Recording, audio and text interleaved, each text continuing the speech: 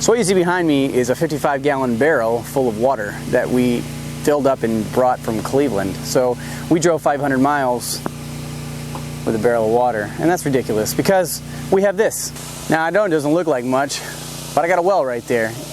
I just measured it out a little while ago and it's 21 foot deep, and there's about 11 foot of water in it. So let's go ahead and take a look down in the bottom of it. This is right across the street from where I keep that camper.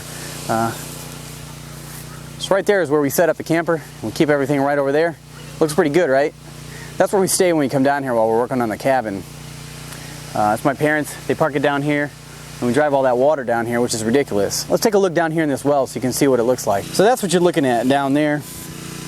The water, like I had said, is about 11 foot down, 10.5 foot to 11 foot down. And then the well itself is actually about 21 foot. So there's 10 foot of water down there, and it's about the same size as a 55-gallon drum. So you're looking at quite a bit of water just sitting there at the bottom of that well. Yesterday, I started a bleach cycle, and I put 2 cups of bleach down in there, and then I let it sit for 24 hours. All right, so this is a position that I'm going to keep this little Harbor Freight well pump in. Now this is a non-potable well pump. It is 120 volt AC 6 amp stainless steel shallow well pump from Harbor Freight, and I picked it up after a sale, 20% off coupon for like 106 bucks. So I'm not trying to pressurize a mansion with it. I just want to pump water into those 55-gallon barrels or into the back of that camper so we can have a shower. This is a non-potable pump, so we're just going to use it to shower and stuff like that. So what I want to do is, I've got the fittings all put on here. It doesn't come with this, but I got these fittings and put it all together, and I'll Teflon tape it. And we got a nice little spigot here, so we can put the water to a hose and then run that hose over there.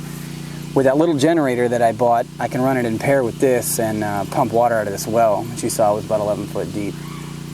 There's a fitting on this side that I've already got screwed on, and then I've already started putting together the pipe.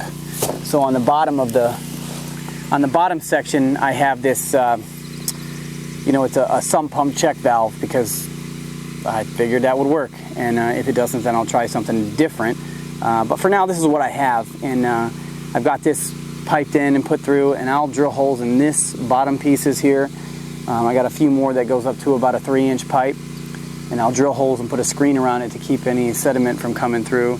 Which, that's not really a big problem, because like I said, we're just pumping it in there, and we got a micron filter that goes on the hose attachment before we pump it into anything. So I don't necessarily think we'll need it. The only reason that I would want it is to keep the sediment out of the pump. I don't want to pump leaves and shit through this thing. So that's what I want to do with that.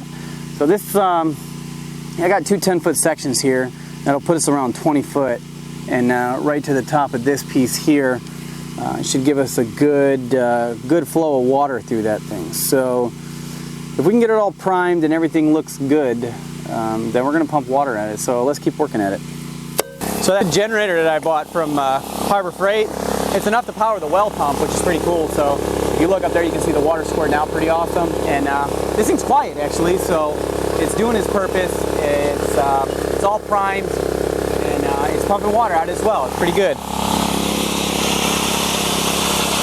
And you can't even tell that the water level's going down or anything like that. It looks pretty good.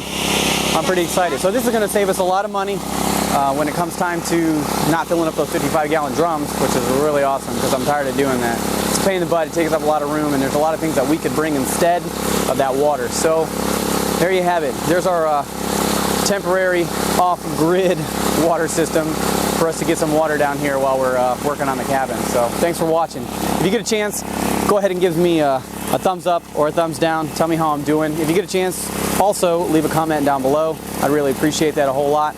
And if you haven't, check out some of my other videos. I got a really cool series that I'm doing on building a cabin back there in the back of the property, and it's coming along pretty good. I have a couple updates that are coming soon, and this is going to help us get farther when it comes time to get ready to start working on that again. So once again, I appreciate you watching. Have a great day.